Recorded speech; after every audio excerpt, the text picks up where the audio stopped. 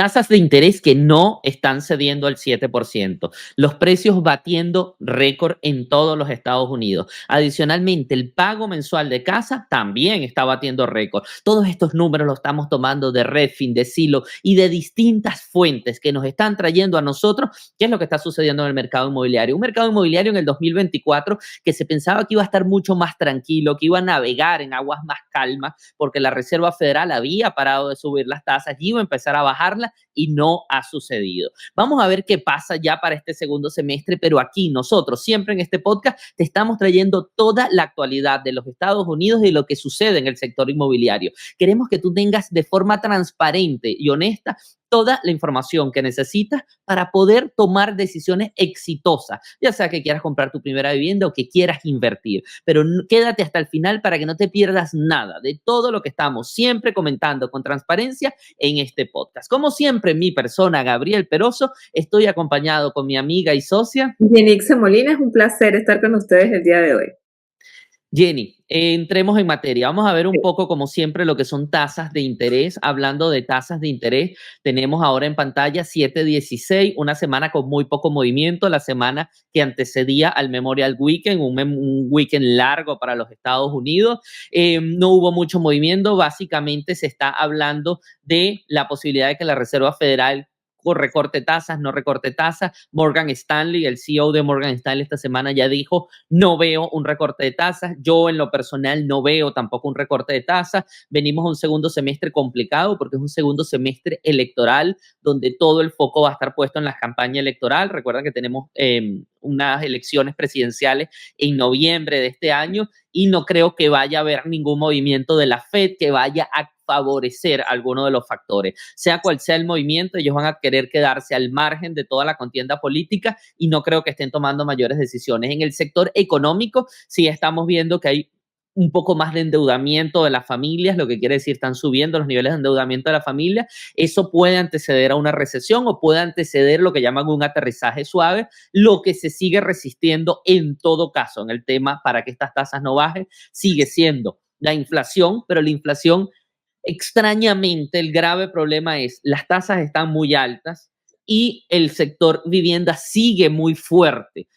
Eso no normalmente no sucede. Se supone que el tema inmobiliario se desacelera cuando las tasas suben y esa persistencia del sector inmobiliario teniendo tanta fuerza es lo que está impulsando también la inflación hacia arriba. Como hay tanto movimiento del sector inmobiliario, inflacionariamente seguimos muy alto. Entonces, básicamente esto no ha cambiado. Podemos ver los movimientos de la semana. Los movimientos de la semana se mantuvieron en 709, 10, 705, 717, 716, bajo 7. Vamos a ver qué sigue sucediendo la semana que viene. Quizás sea una semana con aún poco menos de movimiento, la última semana del mes, con un día feriado como el día lunes. Entonces, en materia de tasas de interés, 7.16 sin muchos cambios por esta y la semana que viene. Sé que tú tienes lo que es la actualidad de Redfin. Cuéntanos, Jenny. Y la actualización semanal de Redfin nos dice que lo que tú acabas de mencionar, tenemos un récord de $387,600, el precio de venta de la vivienda media en los Estados Unidos, y es un 4% más que el año anterior. ¿A qué nos lleva eso como consecuencia? La unión del precio de la vivienda más las tasas de interés, solo estamos $20 por debajo del pago mensual que tuvimos de pico hace unos meses atrás. ¿Qué sucede? Los altos costos de la vivienda y lo de los intereses, a pesar de que el pago está en su pico, esta consecuencia ha hecho que las ventas pendientes hayan caído un 4% año tras año. Y hay nuevas propiedades que están saliendo a la venta. Sabemos que los inventarios están mejorando. La mejora de lo que es los inventarios es un 8% año tras año, es considerable, pero no es aún lo suficientemente buena como para estabilizar el mercado. Cuando vamos a ver un número que siempre le pongo el ojo y me parece muy importante es las aplicaciones de préstamo, porque eso me dice el futuro, cuántas unidades vamos a cerrar en 4 o 5 semanas, cómo van a estar el cierre de unidades. Y vemos que las aplicaciones de préstamos disminuyó un 1% en referencia a la semana anterior y 11% en referencia a un año atrás, que es considerablemente bajo. Las aplicaciones de préstamo, este informe de Redfin me trae lo que es Single Family Home y condominios. mezclados, pero ellos sacaron un reporte que habla solo de single family homes. Nosotros siempre hemos hecho hincapié en el hecho de que siempre depende del producto que tú estés comprando a nivel nacional. El single family o la casa unifamiliar y el condominio de apartamentos se mueven diferente tanto en precio, demanda, y tus estrategias para compra y venta tienen que ser diferentes cuando estás hablando de estos productos. Y sacaron un artículo solo de single family home y dicen que los precios subieron 0.5% respecto al mes anterior en abril, y aumentaron un 7.3% respecto al año anterior. Entonces veamos la diferencia entre el 4% cuando yo tengo el conglomerado de condominios y single family. Cuando tengo solo single family es 7.3, es bastante, estamos hablando de 3.3 la diferencia. Eso quiere decir que los condominios están muy cerca en aumento de precios a un 1 o 2%, básicamente se han mantenido en precio en un año. Y adicionalmente vemos aquí un gráfico. Este gráfico muestra el cambio en porcentaje mes a mes de los precios del single family home y vemos cómo se ha comportado durante el 2024. El último incremento es 0.51 mes a mes y está muy cerca de cómo dice CoreLogic que se mueven, ¿no? Entonces, este gráfico, más que mostrarnos el porcentaje, para mí es importante para mostrarnos cómo estas dos bases de datos nos dan información similar. Y eso es lo que tengo en cuanto a estos artículos, Gabriel. Excelente, Jenny. Sí, estamos viendo un mercado justamente mejorando a nivel de inventario. Los precios siguen obstinadamente a la alza, no ha cambiado por ese inventario que aunque va mejorando, no es suficiente. Vamos a ver un poco este tema de cómo están los precios a nivel nacional. Aquí estamos viendo los 50 áreas metropolitanas más grandes. En la primera parte de la tabla estamos viendo cómo se ha comportado Estados Unidos.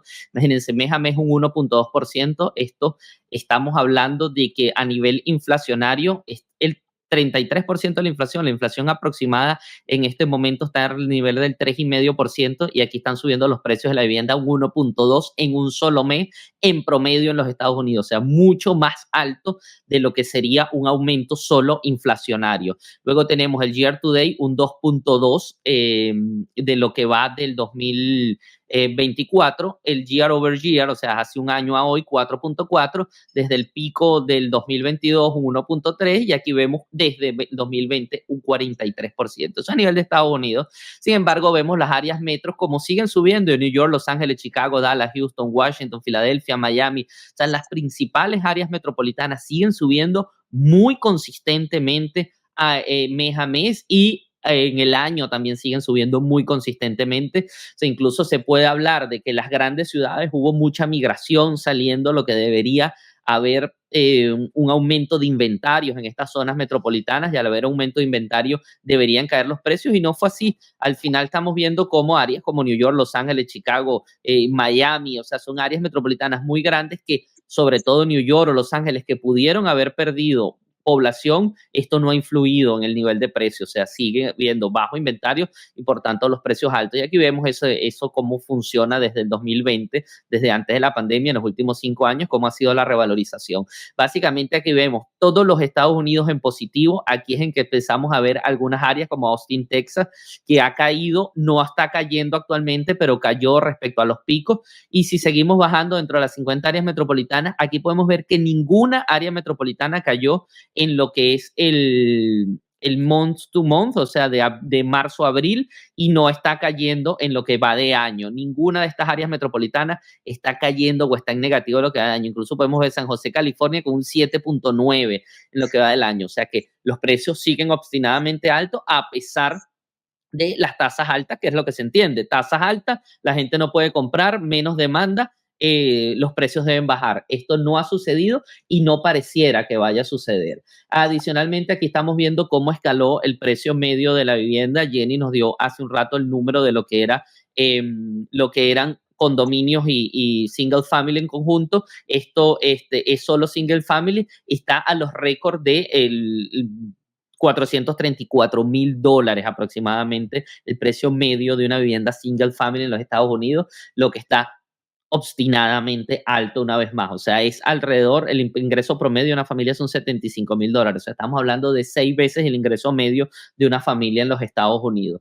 Eso es un tema que, Jenny, nosotros lo sufrimos mucho más lo que es en el sur de la Florida, porque en el sur de la Florida incluso estos precios siguen aún más altos y el ingreso, aunque ha mejorado, sigue siendo bastante bajo respecto a eso y se están desarrollando, son zonas periféricas. Sé que tienes algo más de precio que está saliendo de nuestro blog de dónde vivir en Miami. Sí, ciertamente sí quería agregar un comentario, Gabriel. Sabes que los precios siguen obstinadamente altos y han bajado en algunos sitios porque es así y lo vimos en la tabla, han bajado del pico. Y sabemos que más que bajar es sincerar. Es totalmente cierto que debido a lo que sucedió en la pandemia, hay ciertas zonas que el incremento del precio sucedió por especulación, se pudiese decir, y en otras ciudades sí realmente sucedió por un tema de movimientos demográficos y económicos. Entonces, yo creo que esas gráficas vienen a mostrar cómo se están sincerando los precios a nivel nacional. Nosotros siempre decimos, tienes que estar de la mano de una persona que maneje el mercado donde tú quieras comprar, porque estos números que nosotros estamos dando son nacionales, pero localmente existen mercados y micromercados que se mueven diferentes en direcciones opuestas y tienes que estar de la mano de alguien que sabe. Ahora, regresando a lo que tú dijiste, el artículo que tenemos de nuestro blog, él dice, incertidumbre total. ¿Qué sucederá con los precios de las casas y las tasas hipotecarias? Muy interesante la información que está en el blog y lo que me gusta más es esta gráfica. Esta gráfica muestra las apreciaciones de más de 100 economistas, expertos en bienes raíces y estrategias de inversión y del mercado. Y es una encuesta que hizo Fannie Mae. Y nos muestra cuál es la proyección basado en las opiniones de estos 100 economistas de precios desde el 24 al 28. Y vemos que ellos dicen que vamos a tener incrementos de precio en números diferentes de aquí al 28. Ahora, si me voy de donde vino la información, que es de la página de Fannie Mae, puedo llegar a esta tabla y en esta tabla me muestran las opiniones de los economistas, la más optimista, la más pesimista y la del medio. Entonces, la más optimista dice que si inviertes hoy en el 2024, de la mejor manera, al 2028 tú vas a tener una ganancia del 33.8%, porque ese va a ser el incremento en el precio de las propiedades. De la manera más optimista. De la manera media, un incremento del 20.8%. Y de la manera pesimista, 8% de incremento en el peso. Ninguno de estos 100 economistas está proyectando pérdida ni descenso en los precios de las propiedades. Esto realmente me parece muy importante. Viene de Fannie Mae, viene de opinión de 100 economistas, especialistas en el sector inmobiliario y realmente creo que es muy importante conocer estas proyecciones. Sí, Jenny, incluso reafirma el tema de que efectivamente nosotros cuando vemos esas predicciones estamos entendiendo que efectivamente los precios siguen altos, es malo para el que va a comprar, es bueno para el que ya tiene una vivienda porque su vivienda está ganando plusvalía, pero aquel que va a comprar tiene que prepararse. O sea, lo que se ve en el futuro no es que vayan a caer los precios, o sea, no es momento de decir no te preocupes, esto es una burbuja, el precio va a caer y yo compra cuando esto venga bajando. Eso no va a suceder. Nosotros tenemos que ser transparentes y no te lo estamos diciendo porque lo consideremos o porque nos lo estamos sacando de la manga. Lo estamos trayendo porque efectivamente 100 economistas que están consultados por Fannie Mae lo están diciendo. Ellos lo están corroborando, ellos lo están estudiando, ellos estudian para esto y cuando ves el escenario no es momento de decir cuando los precios bajen yo compro y menos en zonas metropolitanas. Ya vimos cómo se comporta New York, Los Ángeles, California, Texas, cómo se está comportando Miami. Es bien complicado decir los precios van a caer de manera generalizada. Habrán casos muy puntuales en el que el precio puede caer, pero tienes que estar preparado, tienes que tener la información de forma transparente, de forma honesta, de forma clara y usar esa información a tu favor para poder lograrlo. Siempre busca. Nosotros estamos aquí para servirte. Nosotros hacemos este podcast porque pasamos toda la semana trabajando con clientes, recabando información, revisando los mercados, estudiando los mercados y luego simplemente esto es un compendio compendio de todo ese trabajo semanal y te lo traemos a ti de la mejor manera para que tú lo tengas y te aproveches de esto de forma totalmente gratuita. Incluso si quieres consultarnos, simplemente con un comentario tendrás todo ese soporte de manera gratuita para que puedas convertir esta información en la posibilidad de que tú compres una vivienda, de que tú inviertas en real estate. Aquí le quiero traer adicionalmente y agregando a la pantalla lo que es los inventarios de nueva construcción. Los inventarios de nueva construcción, Jenny, en este momento están tocando récord de que no se veían desde el 2009. Aquí podemos ver cómo subió en el 2009, evidentemente luego vino la crisis, pero está como no se había visto en los últimos 15 años, como no se había visto en la década del 2000 al 2010, lo que son los niveles de nueva construcción, de construcciones completadas. Estamos hablando de aproximadamente unas 100,000 unidades de vivienda que se están completando en este momento. Eso quiere decir que se está agregando mucho nuevo inventario. Tú y yo lo vimos en esa estadística que tú dices que apenas ha incrementado year to year, un 8%, lo dijiste en Redfin. Sin embargo, realmente los que están inyectando mucho más inventario es la nueva construcción, lo que es bueno por dos aspectos. Primero, el constructor puede darte más incentivo. El constructor, cuando está agregando tanto inventario, puede ayudarte a que la compra realmente se dé. ¿Por qué? Porque él quiere mover el inventario, él quiere que sus comunidades se llenen.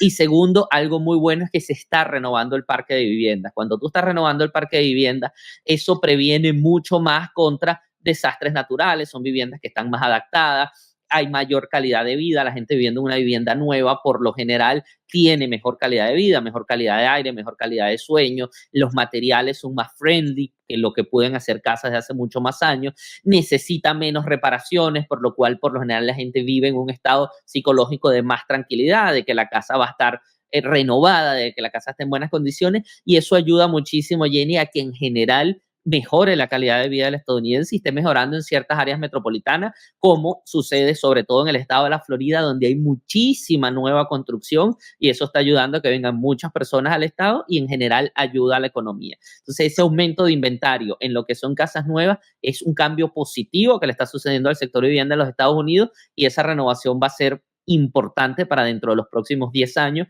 veamos mucho más parque nuevo saliendo al mercado secundario. Sé que tienes algo más del blog allí que agregar, Jenny. Sí, tengo otro artículo de nuestro blog de dónde vivir en Miami y dice invasión de casas, el inventario en venta está aumentando. Y voy al gráfico para ver números. O sea, ¿cuánto inventario de casas tenemos? Tenemos 734,318 unidades, muchas más que en el 21, 22 y 23, pero estamos por debajo del 2020 y obviamente es bastante menos que en el 2019. Pero traigo un análisis aquí a la conversación.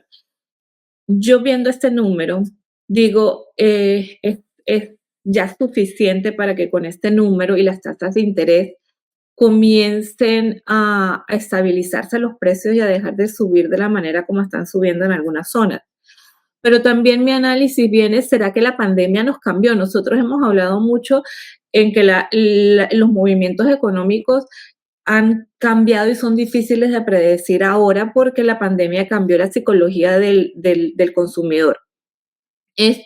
Quizás ahora es mucho más importante para una persona que estaba acostumbrada a vivir rentada comprar por muchísimos motivos, porque quizás sufrió un aumento de renta bastante grande durante la pandemia, o porque quizás el hermano o el amigo tiene hoy en su bolsillo 40 o 50 más por ciento de patrimonio, de dinero, porque tuvo un incremento en el valor de la propiedad. Quizás la demanda es de la nueva formación de hogares, sí, pero eso le sumamos lo que es el cambio de conciencia y de necesidad de las personas que podían comprar vivienda y no lo habían hecho.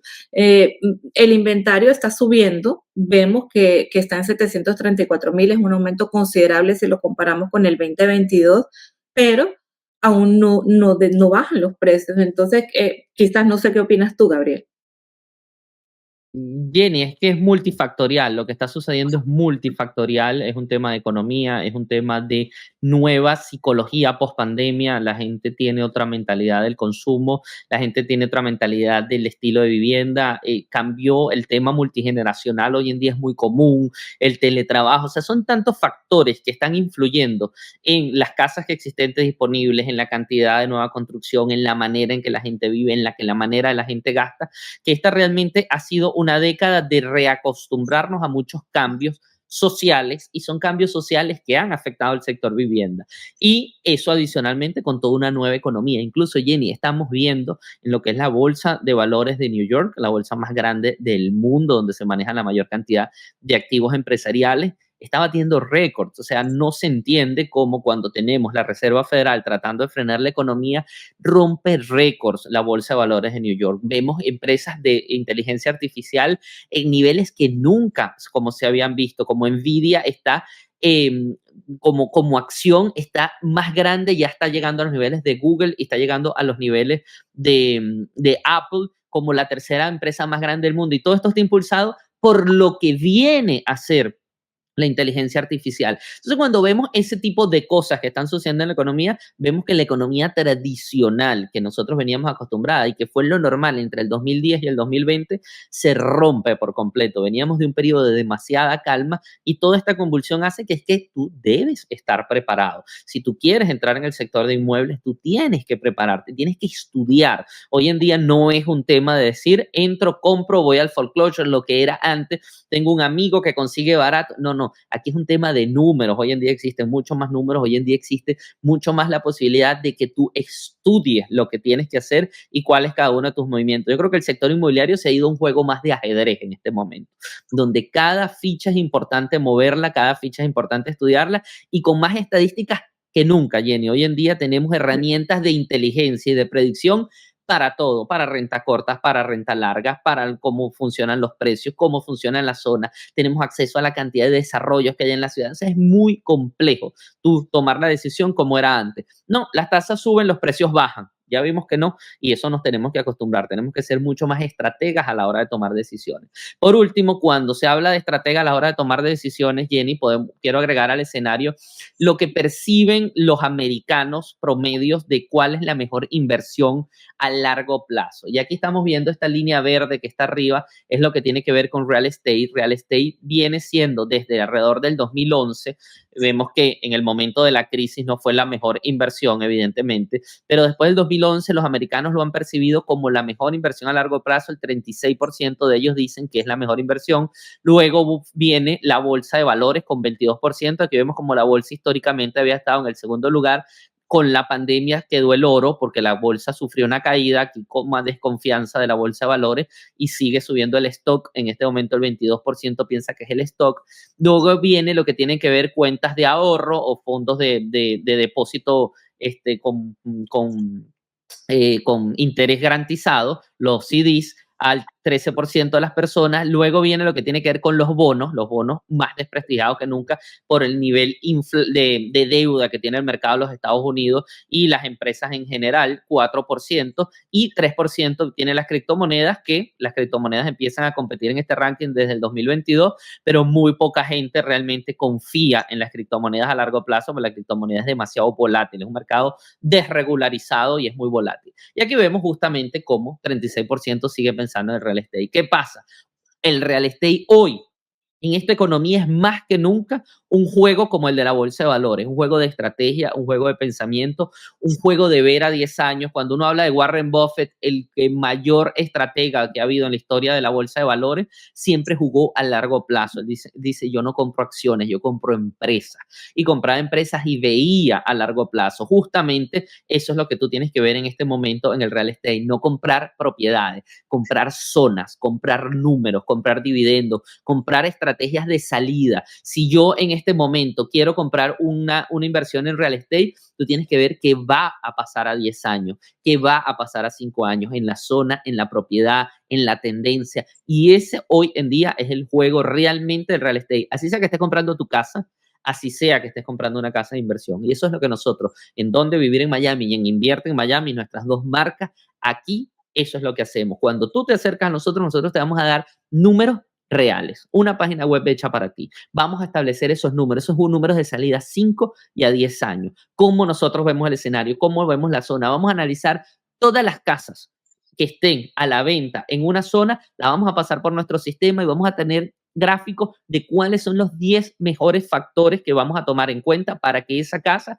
esté ahí, para que esa casa sea la ideal que tú debes comprar y cuáles son los pros y los contras de cada una. Eso es lo que nosotros hacemos en nuestro día a día y tú, si te preparas, puedes hacerlo junto a nosotros. Recuerda, todas esas asesorías son totalmente gratuitas. ¿Algunas palabras de cierre, Jenny? Como siempre, Gabriel, contáctenos. Realmente sé que del otro lado existen muchas dudas y muchas creencias que probablemente no sean las adecuadas para ti para lograr la compra de una propiedad. Nosotros tenemos la información, como tú lo dices, es totalmente gratuito y para nosotros es un placer dártela y ayudarte a definir qué es lo mejor para ti. Contáctenos, abajo está el link, es simplemente una llamada o un mensaje a través de WhatsApp o un mensaje de texto. Así mismo, ahí están todos los contactos, como dijo Jenny, todos los links de nuestro curso gratuito y todas las formas de contacto. Por favor, regálenle un like a este video para que muchas personas más lo puedan ver y se pueda extender esta información. Comentarios aquí directamente también lo pueden hacer en el canal de YouTube. Adicionalmente, no dejes de suscribirte. Si quieres tener esta información toda la semana, suscríbete y activa la campanita y de esa manera estarás recibiendo nuestra actualización de tasas de interés y el mercado de los Estados Unidos. ¿Qué sucede en la Florida? Vas a estar viendo oportunidad o producto de la semana y además nuestro podcast financiero. 4 entregas semanales para ti todas las semanas. Y adicionalmente, si sabes que a alguien le puede interesar, comparte este podcast, envíaselo porque puede ser la información importante que alguien necesita para que cambie su futuro en el mundo del real estate. ¿Dónde vivir en Miami Real Estate? Transparencia total.